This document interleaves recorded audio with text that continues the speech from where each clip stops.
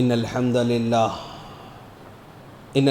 لله نحمده ونستعينه ونستغفره ونعوذ بالله من شرور أنفسنا ومن سيئات أعمالنا من يهده الله فلا مضل له ومن يضلله فلا هادي له وأشهد أن لا إله إلا الله وأشهد أن محمدا عبده ورسوله فأعوذ بالله من الشيطان الرجيم بسم الله الرحمن الرحيم يا أيها الناس اتقوا ربكم الذي خلقكم من نفس واحدة وخلق منها زوجها وبث منهما رجالا كثيرا ونساء واتقوا الله الذي تساءلون به والأرحام إن الله كان عليكم رقيبا وعن عبد الله بن عمر رضي الله تعالى عنه قال رسول الله صلى الله عليه وسلم لا تزول قدم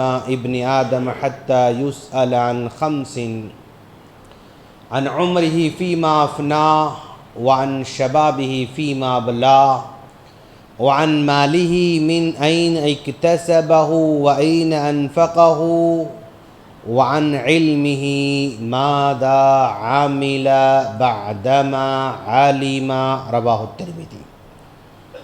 محترم بزرگوں، نوجوان دوستوں، پردہ نشین خواتین اسلام اور میرے چھوٹے بھائیوں، ہر طرح کی بڑائی، بزرگی، کبریائی اسی اللہ رب العالمین کے لائق اور زیبا ہے جس نے ہمیں اپنی زندگی میں اور ایک رمضان گزارنے کی توفیق عطا کر رکھا تھا۔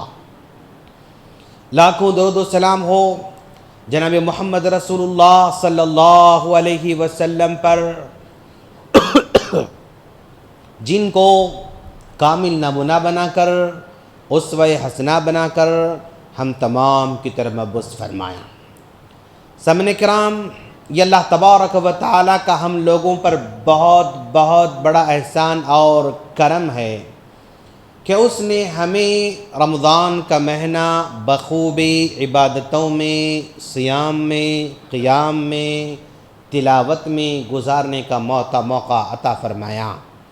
اور ہم بڑے خوش نصیب اس لیے بھی ہیں کہ جس آدمی کی زندگی میں اگر ایک رمضان بھی آ جاتا ہے تو وہ دنیا کا سب سے بڑا خوش نصیب آدمی سمجھا جائے گا، اس لیے کہ پیارے نبی صلی اللہ علیہ وسلم نے ان دو آدمیوں کے بارے میں بتایا جن کو خواب میں دیکھا گیا کہ ایک قبیلے کے دو آدمیوں نے اسلام قبول کیا، اور اسلام قبول کرنے کے بعد زندگی گزارتے ایک آدمی انتقال ہو جاتا ہے، ایک آدمی شہید ہو جاتا ہے، اور وہ شہید ہونے کے بعد اس کا دوسرا جو بھائی تھا، دوسرا جو اس کا دوست تھا، وہ خواب میں دیکھ رہا ہے، اور اس کے بعد پھر ایک سال کے بعد دوسرا آدمی انتقال ہو جاتا ہے۔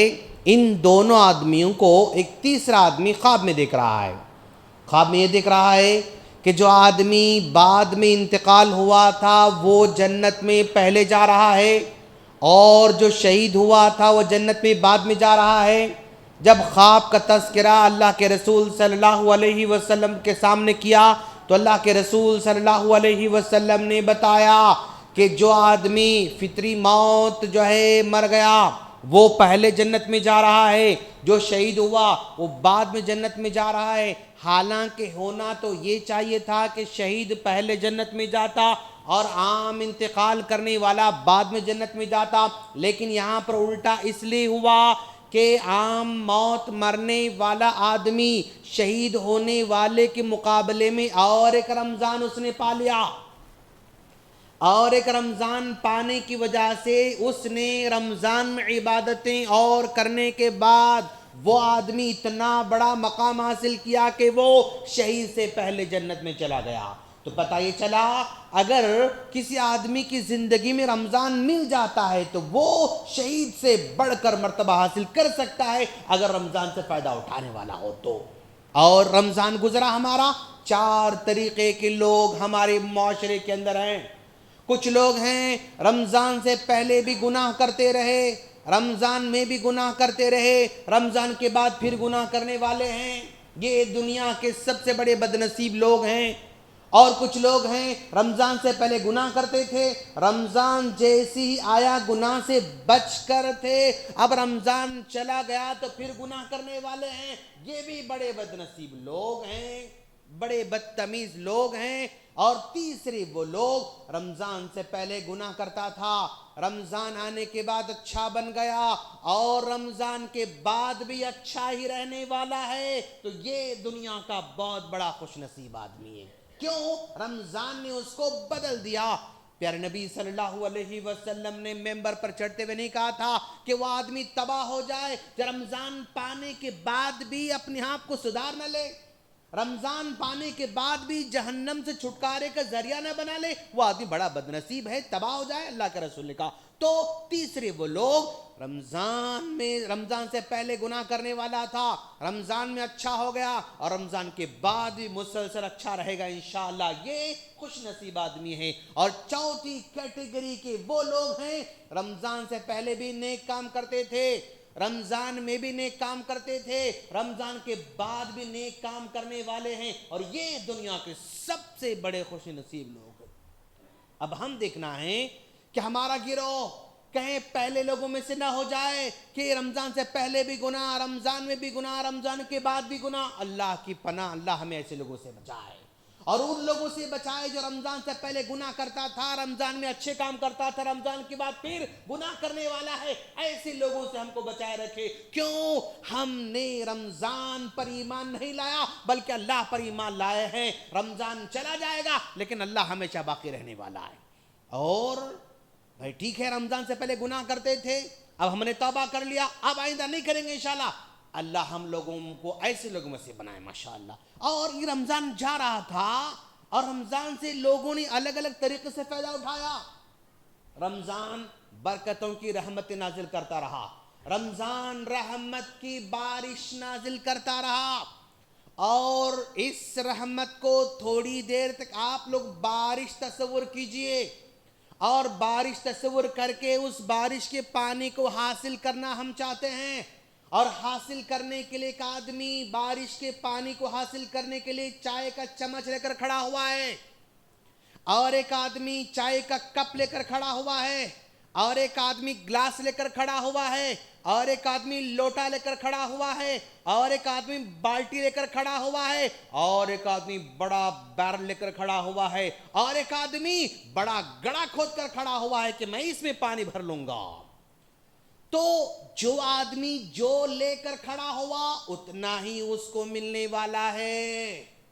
رمضان میں جو جس قدر فائدہ اٹھایا اسی قدر اس کو فائدہ ملنے والا ہے۔ رمضان کی برکتوں کو حاصل کرنے والے لوگ چمچہ لے کر کھڑے ہونے والے بھی تھے، جو صرف اتنا ہی انہوں نے حاصل کیا رمضان سے، کپ لے کر کھڑے ہونے والے بھی تھے، ان کو اتنی ہی رحمت ملی، گلاس لے کر کھڑے ہونے والے تھے، ان کو اتنی ہی رحمت ملی، لوٹا لے کر کھڑے ہونے والے تھے، ان کو اتنا ہی ملا، گھڑا لے کر کھڑے ہونے والے تھے، اتنا ہی ملا، ٹینکر لے کر کھڑے ہونے والے تھے، ان کو اتنا ملا۔ جو جس قدر حاصل کرنا چاہتا تھا اس قدر وہ حاصل کرتا رہا، جو لے کر کھڑا ہوا رحمت کی بارش کو لینے کے لیے اسی قدر وہ حاصل کرتا رہا۔ تو آدمی کو ہمیشہ کوشش یہ کرنا چاہیے کہ اللہ کی رحمت کو زیادہ زیادہ سمیٹے، اور یہ دنیا کے خوش نصیب لوگوں کو توفیق ملتی ہے، سب کو توفیق نہیں ہوتی، خواہش ہوتی ہے، ہوگی، خیال بھی آتا ہوگا، سنتے بھی ہوں گے، لیکن عملی میدان میں توفیق ملنا یہ خاص بندوں کو ہی ہو سکتا ہے، سب کو توفیق نہیں مل سکتی ہے۔ یہ بڑے خوش نصیب لوگ ہیں جنہوں نے رحمت کی بارش کو جو ہے مسلسل جو حاصل کرتے رہے۔ رمضان یہ جا رہا ہے اور اس کے بعد کے دن ہمارے سامنے آ رہے ہیں۔ ہم نے رمضان میں ماشاءاللہ جو ہے ایک ایک پارہ قرآن بھی سنا، ہم نے رمضان میں تلاوت بھی کیا۔ اب رمضان میں ہم جو تلاوت کرتے رہے، قرآن سنتے رہے، نماز پڑھتے رہے، روزے رکھتے رہے، اور جو ہے صدقہ خیرات کرتے رہے، سارے کے سارے نیک ماحول میں ہم تھے۔ تو گویا اگر ماحول اچھا ہو جائے تو عمل کرنا آسان ہو جاتا ہے۔ رمضان کا ماحول آسانی والا تھا، رمضان کا ماحول خیر والا تھا، اچھے کام والا تھا، نیکیوں والا تھا، تو اگر نیکیوں کا ماحول مل جاتا ہے بندے کو تو ناممکن کام بھی ممکن بن جاتا ہے، ناممکن کام بھی آسان بن جاتا ہے، مشکل کام بھی آسان بن جاتا ہے اگر ماحول مل جائے تو۔ کیوں؟ اب عام دنوں میں سحری کو اٹھنا بہت مشکل ہے، لیکن رمضان میں بہت آسان تھا، ماحول تھا، اور روزہ رکھنا آسان تھا۔ عام دنوں میں مشکل ہو جائے گا، کیوں؟ ماحول نہیں۔ عام دنوں میں اگر عشاء کے بعد اگر گھنٹہ نماز پڑھے تو پاسبل نہیں، ممکن نہیں ہے اس کے لیے، لیکن رمضان میں ماحول تھا، آسان تھا۔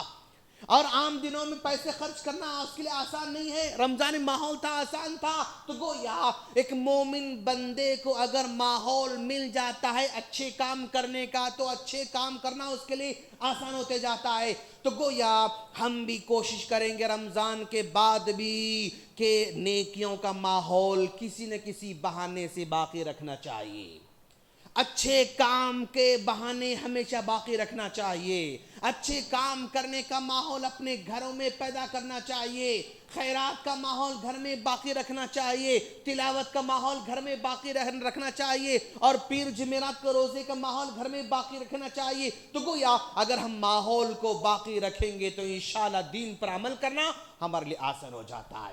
اور یہ رمضان اگر وہ جو روزے تھے، وہ جو تلاوت تھی، وہ جو قیام تھا، وہ جو سجدے تھے، وہ جو صدقہ تھا، اگر وہ کرنے سے ہم کو مزہ آتا تھا تو سمجھو کہ وہ عمل قبول ہو رہا ہے۔ نماز پڑھنے مزہ آ رہا ہے، سمجھو یہ عمل قبول ہو رہا ہے۔ تلاوت میں مزہ آ رہا ہے، سمجھو میرا عمل قبول ہو رہا ہے۔ صدقہ کرنے سے جو ہے مزہ آ رہا ہے، سمجھو عمل قبول ہو رہا ہے۔ تو جس عمل میں مزہ آتا ہے اللہ تبارک و تعالی اس کو قبول کرنے کی وجہ سے مزہ دیتا ہے، حلاوت لذت محسوس کرتا ہے مومن بندہ، کیوں؟ اس کا عمل قبول ہوتے جا رہا ہے۔ اگر نماز میں گھٹن ہو رہی، سمجھو میری نماز قبول نہیں ہو رہی ہے۔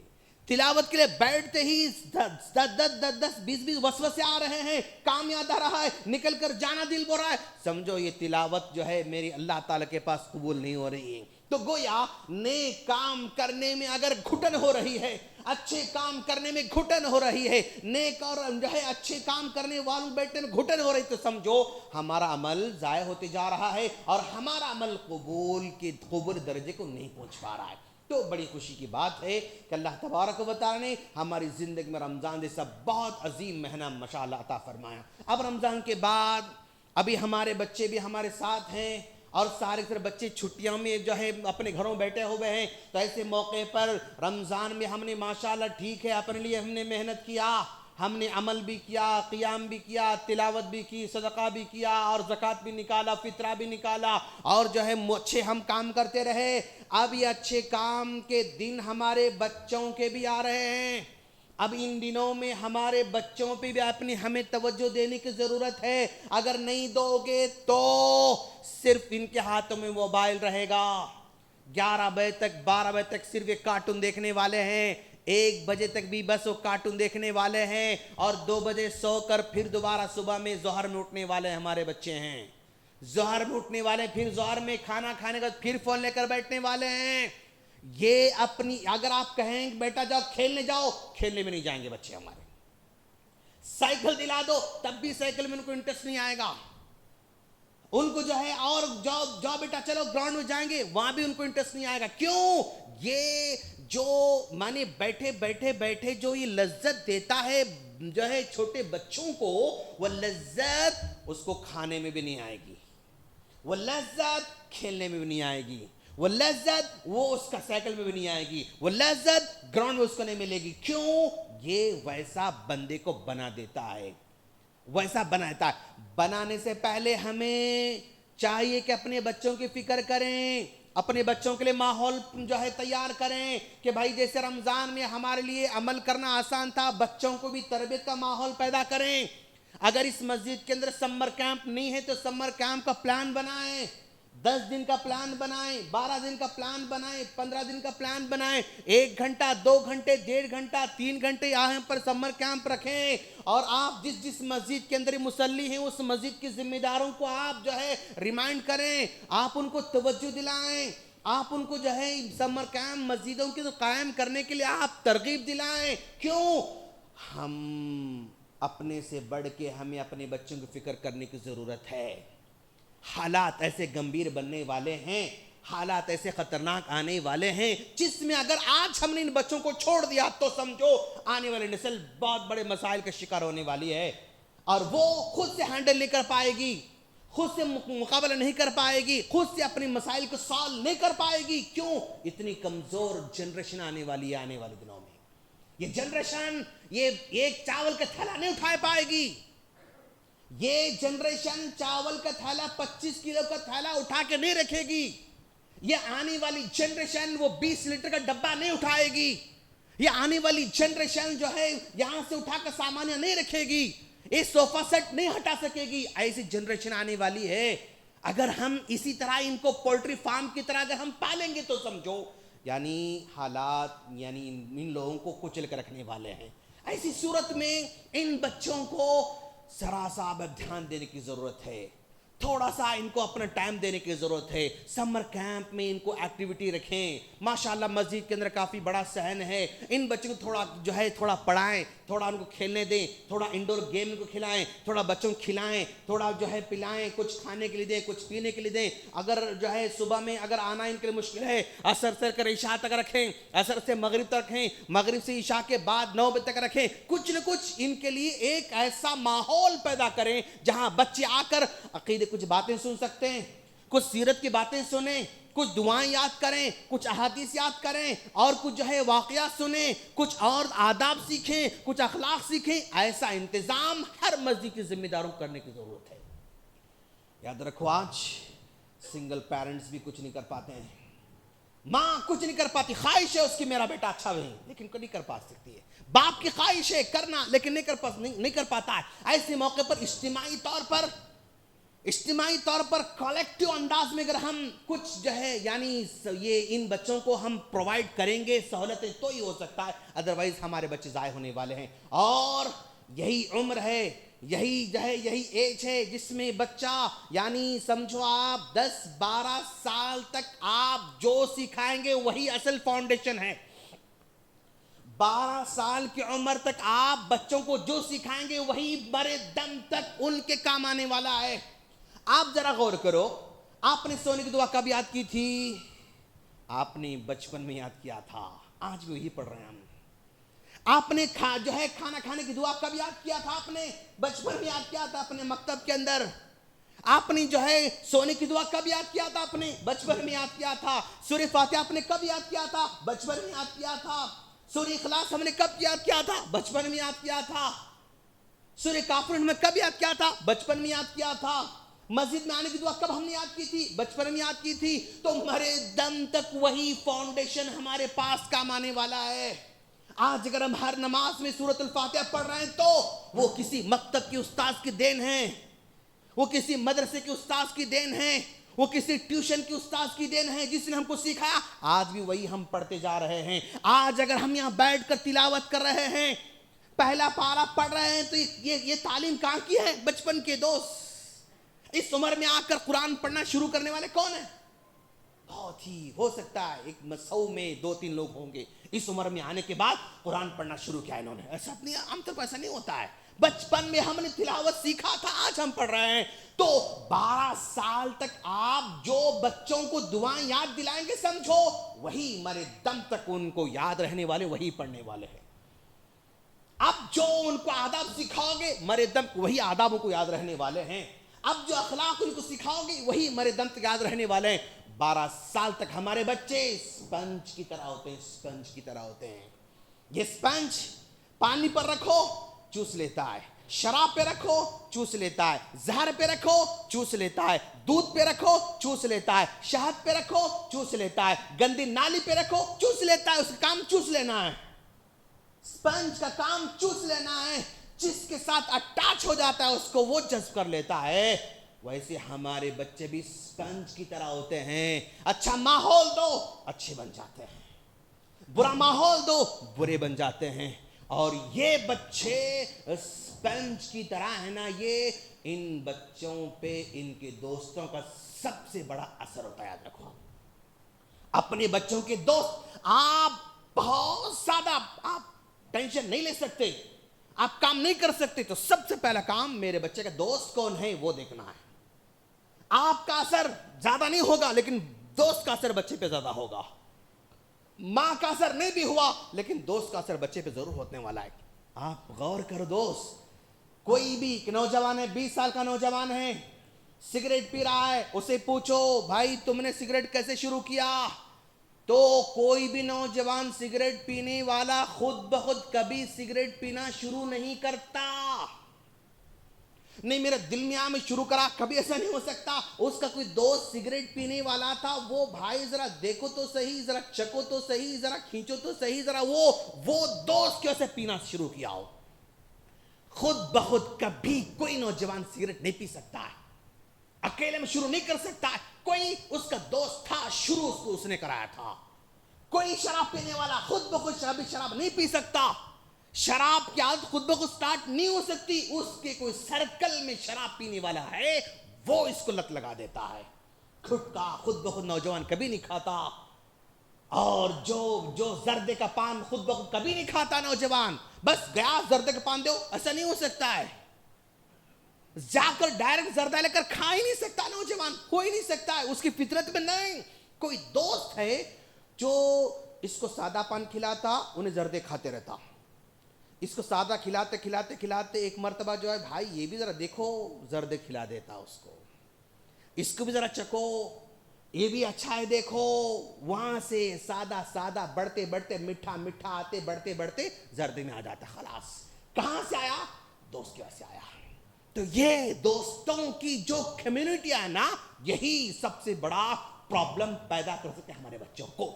اور وہی اگر میرے بچے کا دوست نمازی ہے, وہ نماز کو آتا ہے ہر دن, تو میرا بچہ بھی ساتھ میں نماز کرنا شروع کرے گا. اگر میرے بچے کا دوست قرآن پڑھنے والا ہے, تو وہ میرا بیٹا بھی اس کو دیکھتے وہ بھی قرآن پڑھنا شروع کرے گا.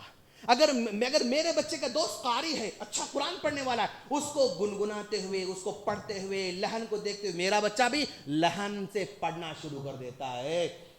میرے بچے کا دوست اچھی زبان یوز کرنے والا ہے, اس کو سنتے سنتے میرا بیٹا بھی اچھی زبان شروع کر دیتا ہے. تو اچھے دوست کا بھی اثر بچے پر ہوتا ہے, برے دوست کا اثر میرے بچے پر ہوتا ہے. تو آپ بڑے کام نہیں کر سکتے, کم سے کم چھوٹا کام تو کر سکتے آپ. میرا بچہ محلے میں کے ساتھ کھیل رہا ہے, گھر کو بلائیے, ان کو دعوت دیجیے, بیٹا آپ کے سارے دوستوں کو آج دعوت کریں گے, ہم لوگ آج کھلائیں گے, آج دعوت کرو اپنے بچوں کے لیے. میرے بچے کا دوست اس کلاس کا دوست ہے, اس کے محلے کا دوست ہے, مسجد کا دوست ہے, مکتب کا دوست ہے, بلائیے اپنے پاس, بلا کے بٹھائیے, کھلائیے پلائیے, جائزہ لیجیے میرے بچے دوست کیسے. بیٹا آپ کیا کرتے, آپ کیا قرآن پڑھتے کیا بیٹا, آپ کو دعائیں آتی کیا بیٹا, آپ کو جو ہے حدیثیں یاد ہے کیا بیٹا, آپ مکتب کو جاتے بیٹا, آپ نماز جاتے بیٹا, آپ پوچھو ان سے. یہ دوست آپ کو ہی کرنا ہے, تو آپ نہیں کرو گے, چھوڑ دو گے, تو یہ دوسرے آ کر کوئی کرنے والے نہیں ہیں. اسکول نہیں کرے گا سب کام, مکتب بھی نہیں کرے گا یہ سب کام آپ کے, مدرسہ بھی نہیں کرے گا یہ سب کام آپ کے, ملسہ بھی نہیں کریں گے سب کام آپ کے پاس آ کے. آپ کو ہی کرنا دوست. اگر آپ ذمہ داری سمجھیں گے تو ہی ان کا مستقبل آپ کے روشن بننے والا ہے. آپ کماؤ ضرور, اب ضرور بزنس کرو, کوئی مسئلہ نہیں, لیکن بزنس کرتے کرتے آپ کی 4 دکان ہو گئے, 5 دکان ہو گئے, بڑی بلڈنگ, سب کچھ آپ کے پاس ہو گیا, لیکن آپ کی اولاد نافرمان ہو گئی, تو آپ کو اس بزنس سے کوئی خوشی ہونے والی نہیں. نا خلف اولاد اگر ہو, نافرمان اگر اولاد ہو, آوارہ اگر اولاد ہو, تو آپ کے بزنس سے آپ کو کوئی خوشی ملنے والی نہیں, آپ کے بزنس سے آپ کو کوئی راحت ملنے والی نہیں. آپ کہیں گے بھائی اتنا کمائے کیا کرنا, پوٹے سے نہیں نکلے میرے, آپ افسوس کریں گے میرے بچے سے نہیں نکلے. آپ کو یعنی سینہ تان کر بات کرنے کا موقع بھی آپ کو نہیں ملے گا, سر اٹھا کر بات کرنے کا موقع نہیں ملے گا آپ کو. آپ یہاں پر بزنس میں بیٹھے ہوئے ہیں, اچھا کما رہے ہیں, مسجد کو چندہ دے رہے ہیں, آپ مدرسے کو چندہ دے رہے ہیں, آپ صدقہ دے رہے ہیں, آپ زکات دے رہے ہیں, آپ حج کر رہے ہیں, آپ عمرہ کر رہے ہیں, آپ, لیکن آپ کا بچہ سگریٹ پی رہا ہے محلے میں کھڑے ہو کر, تو کیا ہوگا دوست؟ آپ کا بچہ اگر محلے میں کھڑے ہو کر وہ گھٹکا کھا رہا ہے, تو اگر آپ کا بچہ کسی بچی کے ساتھ مل کر جو ہے گھوم رہا ہے, تو اگر آپ کا بچہ کسی بیہودہ کام میں جو ہے پکڑا گیا, تو اگر آپ کا بچہ چوری پکڑا گیا, تو آپ کا بزنس آپ کو سر جھکائے گا دوست, آپ کو سر جھکائے گا. تو یاد یاد رکھو یہ سب ایک طرف ہے، بچے ایک طرف ہیں، سب بچے ایک طرف ہیں. سوچو، غور کرو، یہ میرا گھر ہے، اس کو بنانے کے لیے میں لاکھوں روپے لگاتا ہوں، میرے کرٹنس نئے، میرا صوفہ نیا، اور میرا فریج 1.5 لاکھ کا، میرا چولہا جو ہے 2 لاکھ کا، میرا کچن 5 لاکھ کا، میرا بیڈ روم 6-8 لاکھ کا، بیڈ روم مہاراجہ بیڈ روم، اے سی، سب کچھ آپ نے گھر کو لگایا، گھر کو لگایا. اور یہ دھیرے دھیرے دھیرے پرانے ہوتے جاتے، بیڈ پرانا ہوتا جائے گا، اور صوفہ پرانا ہوتا جائے گا، اور آپ اے سی پرانی ہوتی جائے گی، آپ کا فریج پرانا ہوتا جائے گا، آپ کا ہر سامان پرانا ہوتا جائے گا، نکال کر باہر پھینکنا پڑے گا. کی اولاد جو ہے نا، اس کو سنوارنے میں آپ جتنا پیسہ لگاؤ گے اتنا ہی آپ کا نام روشن ہوتا جائے گا. آپ کے گھر کو آپ دیکھتے ہیں میرے دوست، آپ کے بچے کو دنیا دیکھ رہی ہے. سمجھو میرے جذبات کو، سمجھو. آپ کے گھر کو صرف آپ کی بیوی دیکھتی ہے، آپ کے بیڈ روم کو صرف آپ کی بیوی، آپ اپنے ماں باپ بھائی بہن، بس اتنا ہی دوست. لیکن یہ بچہ دنیا دیکھتی، اس کو دنیا. آپ نے کتنا سوارا، دنیا والوں کوئی پرواہ نہیں. اگر آپ کا بچہ بدتمیز نکلا تو دنیا کے سامنے سر جھکانا پڑے گا آپ کو. یہ گھر ہے، ختم ہو جائے گا. یہ بچہ ہے، بلند ہوتا جائے گا.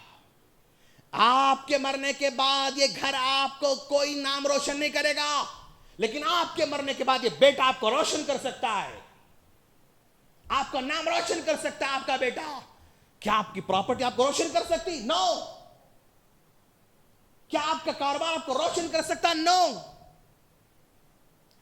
میں مرا ہوا ہوں، پڑا ہوا ہوں، جنازہ میرا نہلا جا رہا ہے، قنات لگے ہوئے ہیں، چیر لگے بیٹھے ہوئے ہیں، تو لوگ یہ نہیں کہیں گے کہ بھائی نور الدین صاحب کیا کاروباری تھے، کتنے گاڑیاں چھوڑ کے گئے، کتنی دکانیں چھوڑ کے گئے، کتنی پراپرٹی چھوڑ کے. کوئی بھی نہیں کہے گا، کوئی بھی نہیں کہے گا. یاد رکھو دوست، میرے بچے اچھے ہیں تو بچے کتنے اچھے ہیں ان کے، ماشاءاللہ. بچے کتنے پیارے بچے ہیں، کتنے اخلاق والے بچے ہیں. یہ بچہ دیکھو آپ، ماشاءاللہ ابھی جناز کی نماز پڑھانے والا ہے بچہ. یہ بچہ دیکھو آپ، جمعہ کی نماز پڑھانے والا ہے بچہ انشاءاللہ. یہ بچہ کتنے اخلاق سے، ریسپیکٹ سے بات کرتا ہے، خالو بولتا ہے، چاچا بولتا ہے، انکل بولتا ہے، عزت سے بات کرتا ہے، وہ کرتا ہے، سلام کرتا ہے. تو دنیا آپ کو بچوں سے یاد رکھے گی. یاد رکھو، پراپرٹی سے کوئی یاد نہیں رکھے گی، کاروبار سے کوئی یاد نہیں رکھے گا. کیوں ہم اس پہ توجہ بہت دیتے، اس پہ نہیں دیتے؟ اس پہ ذرا اپنی سافٹ ویئر کو کھولنے کی ضرورت ہے. دیکھو آپ سافٹ ویئر کھولو. میری گھڑی بہت اچھی ہے، بہت اچھا ہے، اوکے دوست. جس طرح میں اپنے گھڑی پر خرچ کر رہا ہوں، میں بچے پہ خرچ کرنا ضروری ہے. تعلیم پہ خرچ کرو، اس کی تربیت پہ خرچ کرو، اس کو بہتر بنانے کے لیے خرچ کرو. دوست، میں اپنے گھر کا بہتر خرچ کر رہا ہوں نا. کتنا خرچ نہیں کر رہا میں، کتنا خرچ نہیں کرتا میں.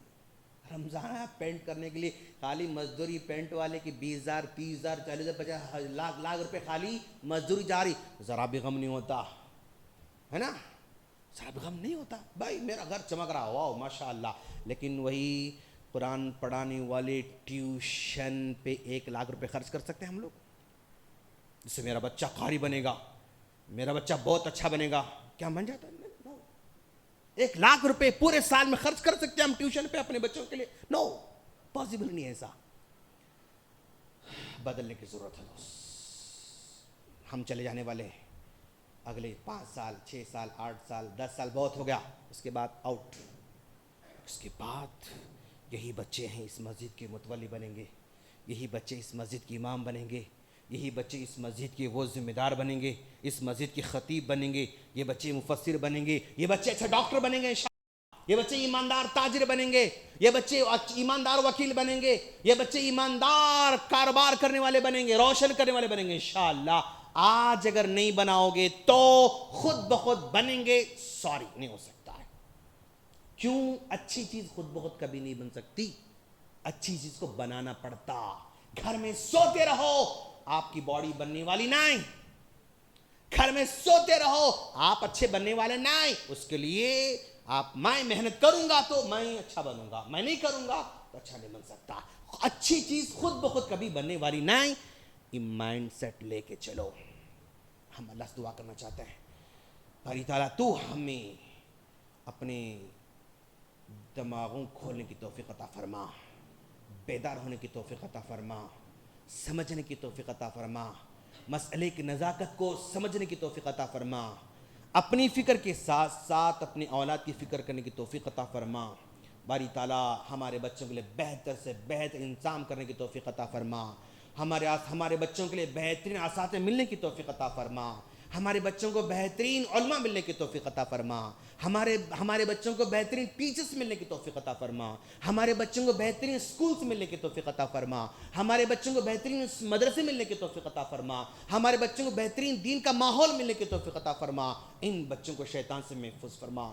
ان بچوں کو جو ہے خبیثوں سے محفوظ فرما, برے دوستوں سے محفوظ فرما, برے ماحول سے محفوظ فرما, بری ٹیکنالوجی سے محفوظ فرما, بری عادتوں سے محفوظ فرما. ہر وہ بری چیز جو ان کو دین سے دور کرنے والی, اللہ سے دور کرنے والی, نبی سے دور کرنے والی ہے, ان تمام کو محفوظ فرما.